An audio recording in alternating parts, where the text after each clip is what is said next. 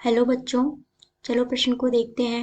हमारा प्रश्न है, अनुक्रम के 5 पद लिखिए तथा संगत श्रेणी ज्ञात कीजिए।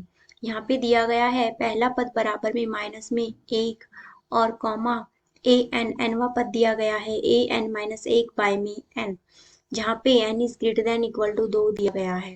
प्रश्न को हल करने से पूर्व हम उसकी मुख्य अवधारणा की चर्चा कर लेते हैं। देखिए मुख्य अवधारणा।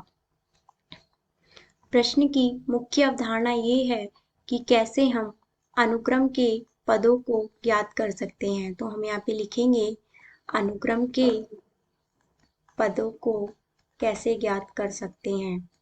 प्रश्न में हमें दिया गया है पहला पद बराबर में माइनस में 1 और ए एन एनवा पद बराबर में दिया गया है यहाँ पे ए एन माइनस 1 बाय में एन, जहाँ पे N is greater than equal to 2 दिया गया है।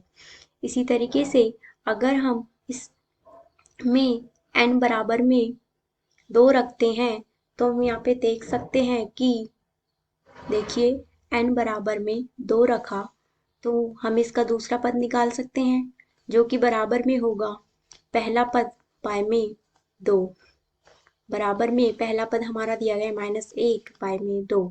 इसी तरीके से अगर हम n बराबर 3 रखते हैं तो हम इसका तीसरा पद निकाल सकते हैं, वो होगा दूसरा पद बाय में 3।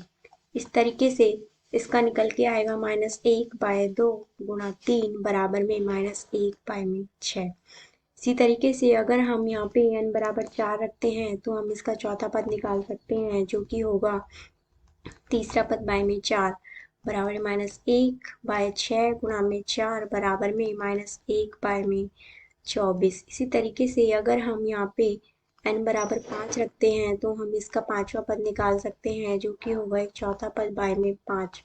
चौथा पद दिया गया हमारे पास माइनस 1 बाय 24 गुणा में 5 बराबर में माइनस 1 बाय में 120।